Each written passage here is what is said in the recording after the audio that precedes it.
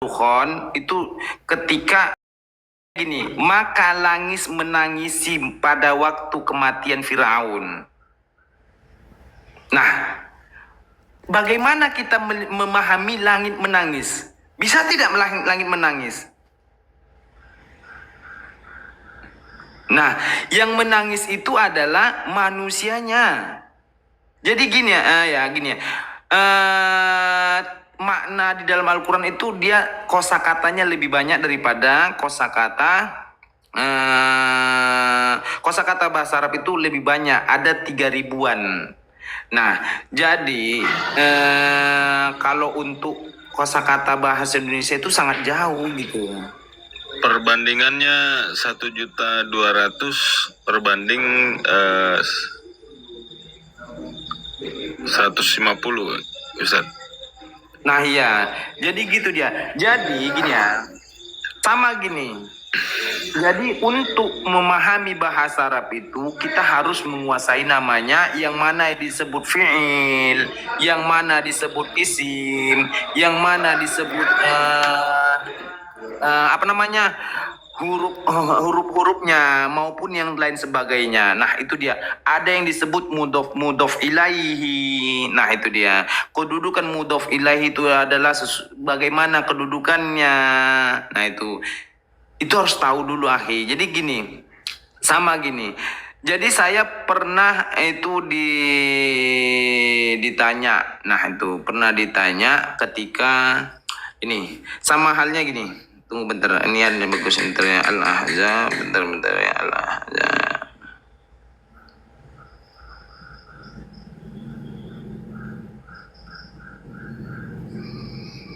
Bentar ya, bentar.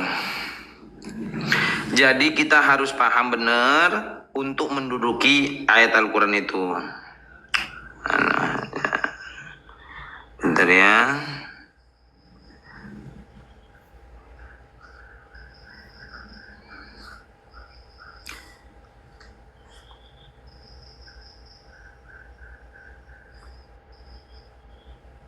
Sabar ya, nggak apa-apa ya, sabar ya. Ustaz. Ini pun berat kali Bang Ramli ngasih PR-nya, ngasih apanya, tausiahnya.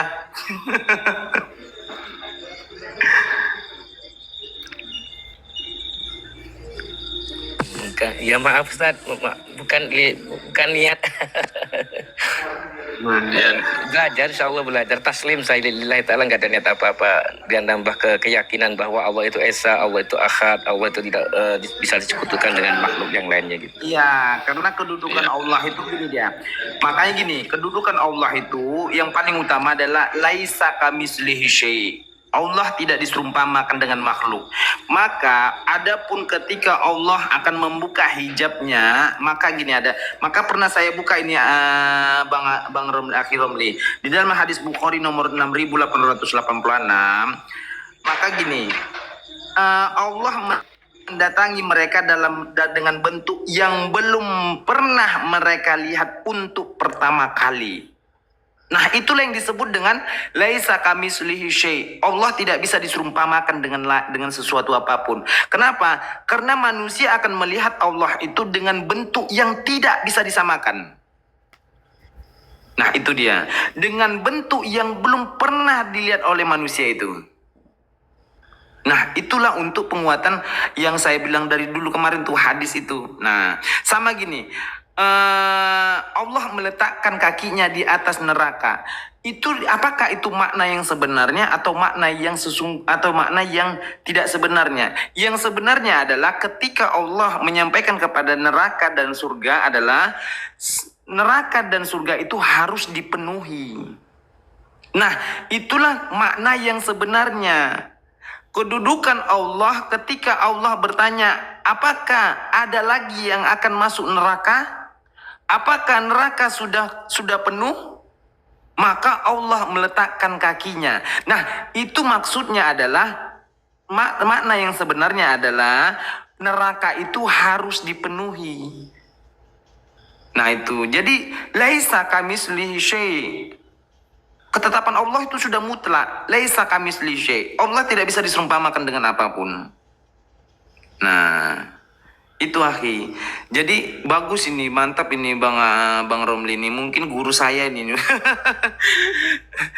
Akhi Romli mana tahu mau ditambah, lanjut akhi. Ya Ustaz, cuma nambah gini Ustaz. Memang kita tidak boleh sembarangan menafsirkan Al-Quran atau mentawil kan, nggak boleh. Harus ada kaidah-kaidah yang harus kita pelajari, apa itu dengan seksama, dengan keilmuan, dengan hati yang bersih. Karena Al-Quran itu tidak sembarangan ditafsirkan. Harus melalui apa itu semua kalau nggak salah itu di kitab itu ada 27 diringkas menjadi 15 kalau nggak salah. Wallahu a'lam bishawab. Itu ilmu logat, ilmu lugah itu kata apa itu bahasa, ilmu yang mengetahui setiap kata Al-Quran, ilmu nahwu, apa itu tata bahasa, karena sedikit i'rab hanya didapat dalam ilmu nahwu gitu Ustaz. Banyak itu ilmu syarab, ilmu istiqa, ilmu ma'ani bayan, banyak sekali kan, ilmu adi, qiraat, apa itu aqaid. Kalau mantik itu apa ya Ustaz ya? Itu tanya Ustaz nanti kalau Ustaznya saya bukan Ustaz. Kalau mantik itu permisalkan kita minum kopi, yang diminum itu bukan kopi rasanya gitu. Maaf, monggo kalau boleh lanjut Ustaz. Iya. Jadi gitu dia. Jadi gini ya. Jadi itulah yang harus kita pahami. Sama gini. Saya pernah berdebat ketika tentang surat Maryam ayat 33. Ya wassalamu alayya yauma wulidtu wa yauma wa yauma amutu wa yauma ub'atsu hayya. Nah itu dia. Oh, Nabi Isa dinyatakan mati ketika mereka hanya melihat terjemahannya aja, batas terjemahan. Nah, yang harus kita pahami adalah terjemahan itu akan dikembalikan kepada bahasa aslinya. Kenapa? Karena terjemahan itu adalah mengikuti bahasa aslinya. Nah, jadi itu mereka framing. Nah, kesejahteraan bagiku atas bagiku ketika aku dilahirkan dan ketika aku diwafatkan. Nah, ini fatal. Nah, itu dia. Ini sesuatu yang fatal. Kenapa? Karena kita tidak melihat kaidah fiilnya. Yang mana di situ bagian fiil apa yang tertulis itu? Apakah fiil madhi? Apakah fiil mudhari? Nah, itu dia. Itu yang harus kita dudukkan. Maka gini, beda ketika sebagaimana kata zahaba, yazhabu, atau zuhiba, atau fa'ala, yaf'alu, fu'ila, doroba, yadribu, duriba, itu beda. Nah, maka ketika ketika kaidah bahasa Arab itu berbeda, maka maknanya akan berbeda. Nah, maknanya akan mengikuti kaidah bahasa Arabnya. Ketika menyatakan bahwasanya wa yauma wulidtu, kata dasar adalah wulida yuladu. Wulida yuladu, dilahirkan. Nah, beda sama walada yuladu. Nah, itu dia. Beda lagi. Nah, wulidtu ketika aku dilahirkan. Nah, itu akhirnya. Jadi kalau dia melahirkan walad, jadinya waladtu ketika aku melahirkan. Nah, tetapi ketika bunyinya, makanya beda dia kaidahnya. Itu yang harus dipahami. Wa yauma amutu. Amutu ini kata dasar dari mana? Mata yamutu. Yang mana kata kerja yang akan terjadi, yang mana yang merupakan namanya kata kerja yang telah terjadi dan yang akan terjadi. Sama ketika kaidah dalam bahasa Inggris ada namanya present tense, past tense, dan present continuous tense. Nah, itu dia. Itu harus kita duduki. Sama kata kerja bahasa Indonesia juga diduduki dengan seperti itu. Nah, Saya akan pergi sama saya telah pergi itu beda gitu. Saya akan dimatikan dan saya telah dimatikan itu beda. Nah itu dia. Jadi kita harus masuk ke dalam kaidah bahasa Arabnya. Tapi gini, ya mungkin bahasa Arab itu kan harus ilmu lughah kita harus pahami ya. Ilmu lughah mungkin kita tidak semua kita pahami ya. Di sini baik pun ana juga cuman setengah-setengahnya kan gitu ya. Nah setengah-setengahnya pahamnya. Nanti dibilang pinter nanti susah juga kan. jadi gini akhi, jadi gini itulah yang disebut namanya kaidah bahasa. Ada kaidah bahasa itu dikembalikan kepada baik itu kata kerjanya, baik itu namanya nama tempatnya. Nah sama Al-Quran juga nama tempat itu disebut ismul makan. Nah kata kerja itu disebut fi'il. Nah, kata kerja itu dibagi fi'il dalam bahasa Arab itu terbagi antara dua, fi'il madhi dan fi'il mudhari. Nah, kata kerja yang telah terjadi dan yang akan dijadikan atau yang akan dilakukan. Nah, apakah definisi amutu itu kata kerja yang sudah terjadi? Tidak. Nah, sama ini. Ana azhabu ilal Madinah. Saya akan pergi belum pergi. Nah itu. Saya akan pergi ke Madinah atau saya sedang pergi ke Madinah. Nah, tapi kalau saya sudah pergi, ana zahabtu ilal Madinah. Saya sudah pergi. Nah, ataupun gini, zahaba Hasan ilal Madinah. Hasan sudah pergi ke Madinah. Nah, jadi harus paham harus paham dengan kaidah bahasa Arabnya. Nah, supaya kita jangan sampai keluar dari kaidah itu tadi tentang al-jamaah tadi. Keluarnya dari landasan agama itu sendiri, baik itu Al-Qur'an maupun hadis. Nah itu akhi. Mungkin Bang Ramli bisa masuk Bang Ramli ini anggota UMI juga Bang Ramli. Oke abang, boten abang. Ya setuju bang, boten AUMI kula abang. Kolomben bahasa Jawa dulu yang mau masuk di AUMI. Sebelum AUMI kan Yasmi apa itu? Oh Yasmi, jadi sekarang masih di AUMI. Enggak ikut abangku. Kenapa akhi? Ya enggak apa-apa abangku. Insya Allah kalau Allah nanti kan suatu saat. Ya boleh saya nambah sedikit biar maaf yang di luar pemahaman kita oten itu kan biar tidak menafsirkan Al-Quran sembarangan kan begitu. Betul apa yang Ustaz sampaikan. Karena di dalam ilmu sorob nahu itu kan ada kalimat al-kalamu wal lafdul muqarrabul mufidul bil wada'i wa aqsamuhu thalathatun ismun wa fi'lun harfun ja'an li ma'nin. Kan gitu Ustaz. Wal ismu yu'rabu bil hafdi wan nawini wa dukhulil alifil wal lami wa khurufil hafdi, kan begitu Ustaz. Lafaz murakkab mufid mufawwadh itu masih panjang pembahasan nanti.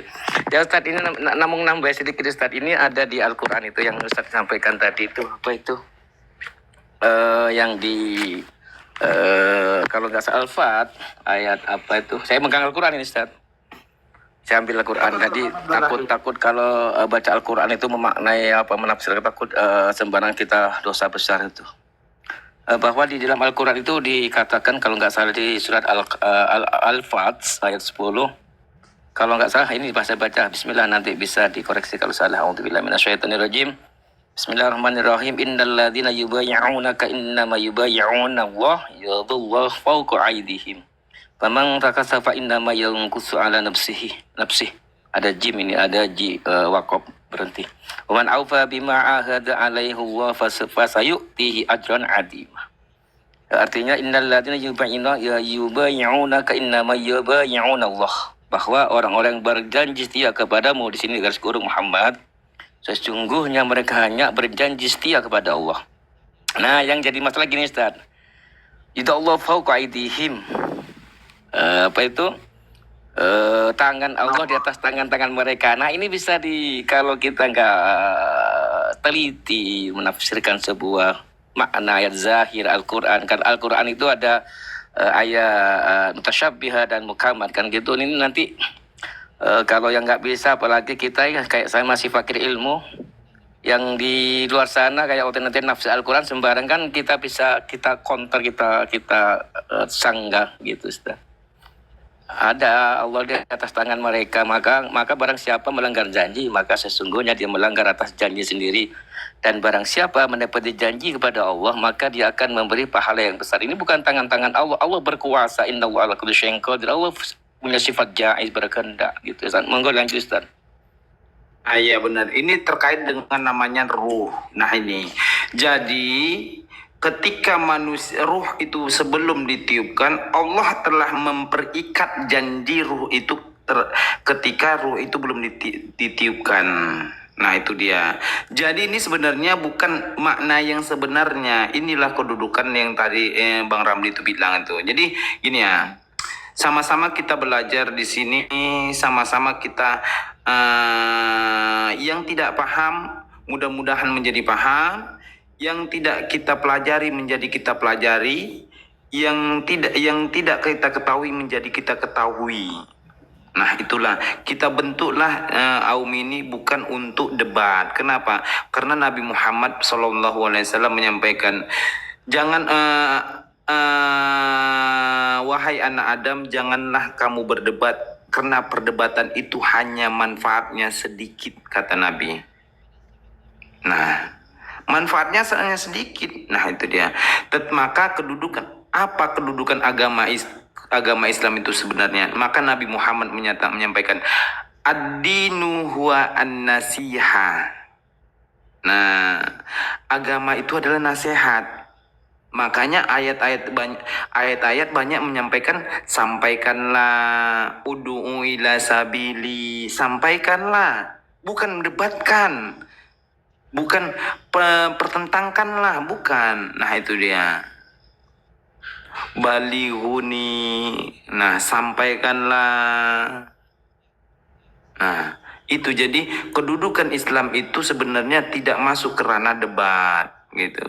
Jadi kedudukan Islam ini sebenarnya adalah nasihat. Nah itu dia. Maka ketika Imam Syafi'i dia berdiskusi kepada orang bodoh, dia malas, jatuhnya kepada debat. Maka dibilang Imam Syafi'i, jikalau kamu berdiskusi dengan orang bodoh, maka jawabannya hanyalah diam. Kunci jawabannya adalah diam. Kenapa? Supaya jangan jatuhnya debat. Nah itu akhi. Jadi sebenarnya di sini ya, makanya sebenarnya Bang Romli saya sudah membatasi sih, Malahan saya di sini tidak, saya jujur saya tidak pernah juga sih ibaratkan kayak apa ya, melakukan hujatan itu saya tidak pernah untuk apanya gitu. Karena sedih apanya gini ya, sedihnya di mana? Ya tadi menyebabkan perpecahan. Perpecahannya apa? Sifat perpecahan itu karena bersifat mencari menang. Nah itu dia. Sifat perpecahan itu ditimbulkan karena ingin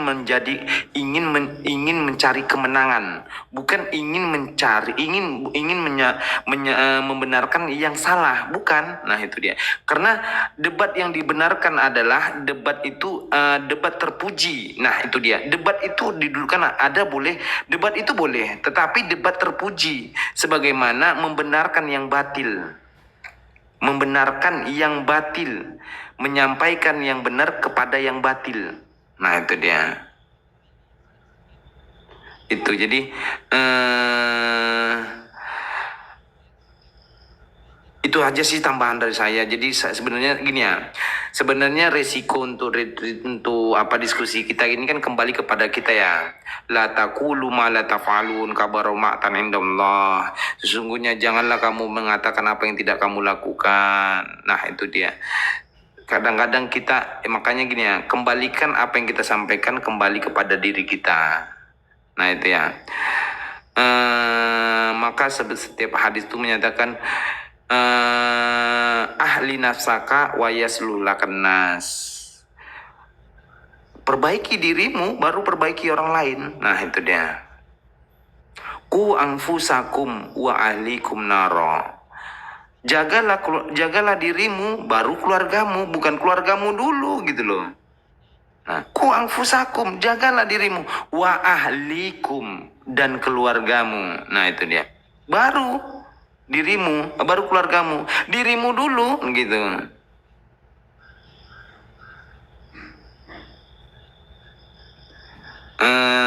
Saya apa dulu ya? Saya mute dulu karena istri baru datang dari puskesmas. Lanjut akhir.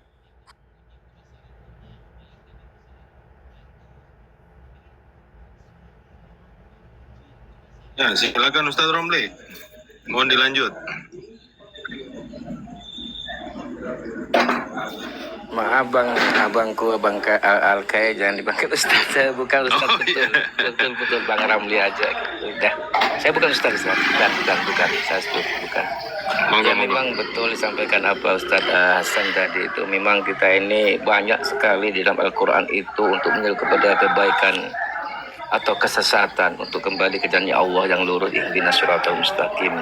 Banyak sekali itu di Al-Qasas 87, wad'u ila rabbik, terus di An-Nahl 125, ud'u ila sabili rabbik bil hikmati wal mau'izatil hasanah. Ada lagi juga di Al-Maidah 2, wa ta'awun 'alal birri wat taqwa. Di Al-Imran 104, wal takum minkum ummati yad'una ilal khairi. Banyak sekali untuk menjaga kebaikan, untuk kembali kepada Allah yang esa, yang ahad, yang tidak apa tuh, yang maha segala-galanya itu Pak Bang Alke. Yang lainnya nanti dikira saya cuma tanya tadi, disuruh diundang apa tuh Mbak siapa tuh Mbak itu. Ya, tidak apa-apa Bang. Mungkin ada yang mau bertanya dengan Abang, boleh juga. Jangan Bang, saya nggak bisa Bang. Itu udah ada narasumbernya Bang. Cuma menambahi apa barangkali saudara-saudara kita, khususnya Ustadz Al-Hasan, mudah-mudahan beliau sehat semuanya, di sini sehat, Aumi tambah berkembang, tambah naik signifikan, sukses dunia akhirat. Ya itu Bang, karena ada banyak sekali itu orang-orang yang apa itu pemahamannya itu Masya Allah ya gitulah. Ini ada salah satu keterangan dari apa itu Imam Az-Zahabi dalam Syiar A'lam An-Nubalah.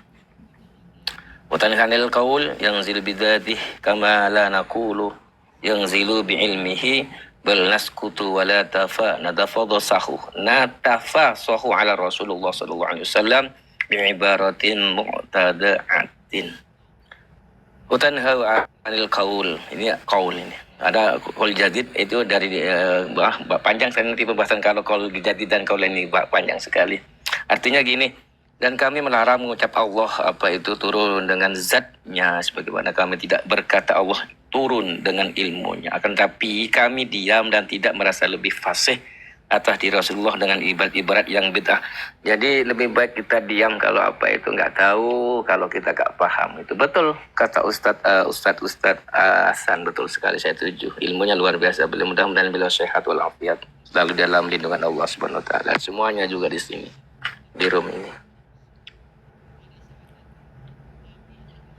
Iya baik Ustaz. Ya, amin. Amin amin.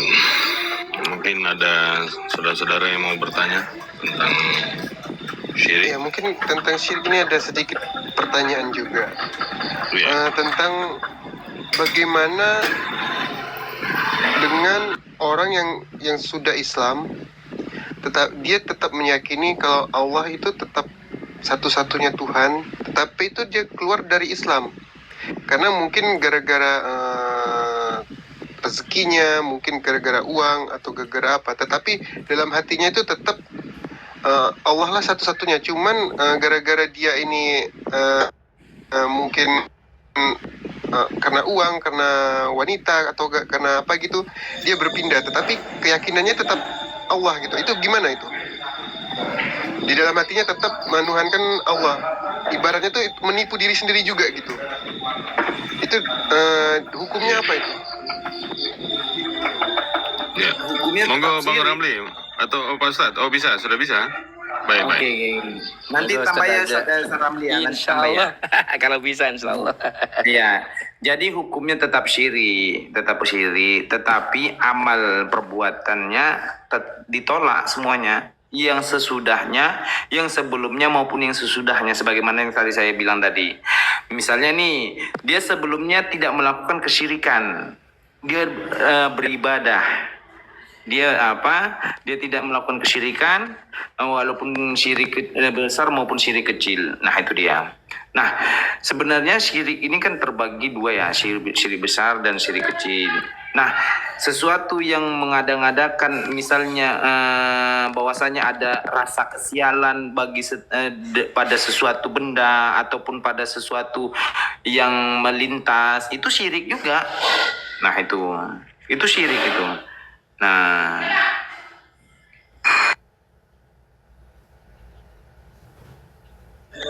Bagaimana Bang Oke, Rizil? Ustaz, terima kasih. Bisa difahami?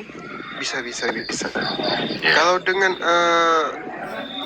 dari pihak sebelah juga masuk ke agama Islam, tapi hatinya itu tetap di agamanya, itu gimana itu? Tetap syirik atau gimana? Soalnya dia kan kalau masuk Islam kan juga mengucapkan syahadat, tetapi dalam hatinya itu hanya berpura-pura aja. Nah, itu hukumnya itu gimana itu? Apakah dia itu termasuk tetap syirik juga atau gimana? makanya gini ya. Syarat untuk syahadat itu dia harus namanya tidak dalam keraguan. Itu yang pertama. Dia dalam keadaan tidak keterpaksaan. Dalam keadaan sadar, maka ma huwa asyhada huwa at-taqriru bil lisan wa tasdiqu fil qalbi. Nah, jadi syahadat itu bukan hanya lafaz ya, akhi. Syahadat itu adalah pengucapan dengan lisan dan meyakinkan di dalam hati. Nah, itu dia. Wa taqriru bil lisan wa tasdiqu fil qalbi, dan menguatkan di dalam hati dan meyakinkan di dalam hati. Nah, maka tidak bertentanganlah ketika dengan syariat, dengan syarat-syarat untuk pengucapan syahadat tadi. Dia tidak boleh, dia dalam keadaan sadar. Kenapa? Ketidakkesadaran maka mengakibatkan dia tidak akan yakin. Dengan keadaan keterpaksaan, dia akan dia akan menimbulkan sesuatu yang sesuatu yang menimbulkan ketidakkeyakinan karena dia terpaksa. Nah, itu. Maka ketika Abu Bakar, ketika dia menyatakan bahwasanya Nabi Muhammad adalah Rasul dan Allah adalah Tuhan, dia datang sendiri kepada Nabi. Bukan karena Nabi Muhammad yang maksa. Nah, itu dia. Lanjut, akhi. Ya Ustaz, terima kasih atas pencerahannya. Untuk saat ini sudah saya bertanyanya. Ya, terima kasih Bang Rizil ya, yang sudah difahami ya. Mungkin ada saudara-saudara yang lain, mungkin ada yang ingin bertanya. Ada tambahan? Mungkin Ya, Bang Romli mungkin ada tambahan. Iya betul ya, itu kalau Islam itu adalah agama yang betul-betul yang diridhai Allah Subhanahu wa taala. Inna dina indallahi Islam. Tapi bab masalah itu syirik kecil itu yang segala yang dilarang oleh syariat, apa itu seperti berdoa kepada mayit, itu kan pemahaman kita ini beda, ini ibadah isti'adzah. Dan begitu. Jadi syirik kecil tidak mengeluarkan pelakunya dari Islam. Tapi kalau sudah akidahnya itu tidak mengakui Allah Subhanahu wa taala, tidak mengakui Nabi Muhammad sallallahu alaihi wasallam, dan tidak mengakui rukun iman yang keenam itu, ya keluarlah dari dia dari agama Islam, dari dari ajaran Allah itu keluar. Ini masalahnya ibadah syariat, ibadah istiadah. Gitu. Pemahaman istiadah banyak sekali. Tapi yang jelas kita dalam agama itu kan itu di Al-Qur'an, kalau nggak salah di surat Al-Bayyinah ya kan. Bismillahirrahmanirrahim. Wa ma umiru illa liya'budullaha mukhlishina lahuddin hunafa wa yuqimus sholata wa yutuz zakata wa dzalika dinul qayyimah. Jadi agama Islam itu agama yang dirahmati Allah. Inna dina indal Islam. Masuklah ke Islam dengan kafah. Dan rujukannya adalah kita belajar untuk mengetahui tentang rukun iman, rukun Islam, dan amaliyah lainnya dalam hal untuk ibadah seperti syariat, bab masalah wudhu, bab masalah sholat, zakat, dan lain-lainnya. Itu Ustaz, monggo lanjut Ustaz. Ya, tahan dulu sebentar Ustaz. Mungkin ada kawan kita yang di bawah akan mau bertanya. Silahkan ajukan permintaan untuk naik di multi aja. Kalau masih keberatan untuk naik, silahkan di typing pertanyaannya. Nanti insya Allah dijawab oleh ustadz kita. Ya, silakan dilanjut Ustadz. Kalau ada hotel saya turun aja nggak apa-apa Bang Alke, saya turun aja. Masih ada kursi, masih ada kursi, nggak apa-apa. Saya rapikan dulu.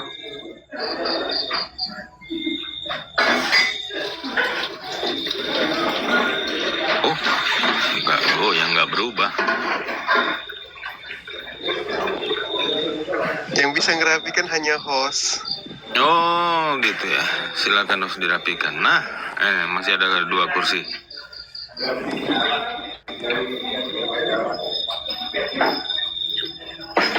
Silakan ajukan pertanyaan kawan-kawan yang di bawah.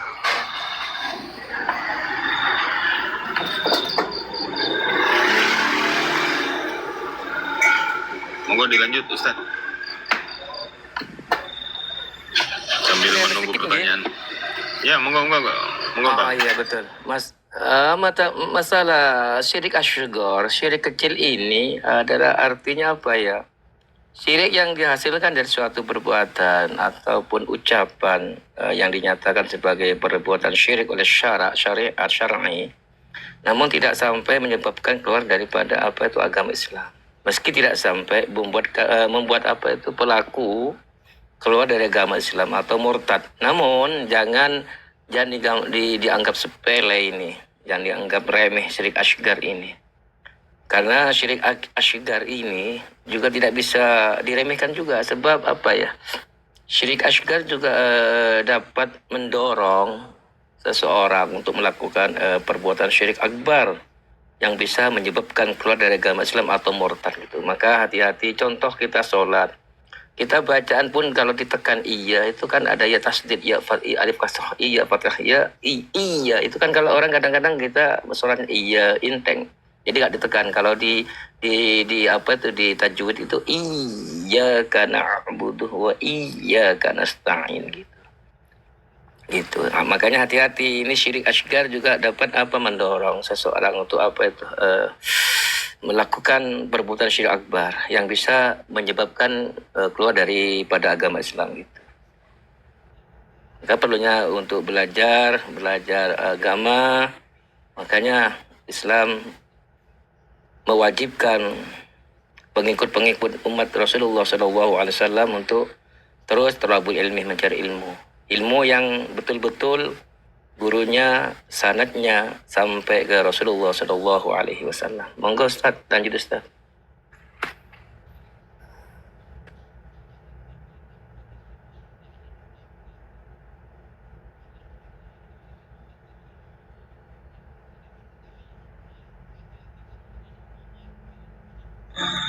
Mana Ustaz Hasan? Monitor Ustaz. Mungkin beliau jauh dari perangkat ini Bang Ramli. Bisa diteruskan Bang Ramli.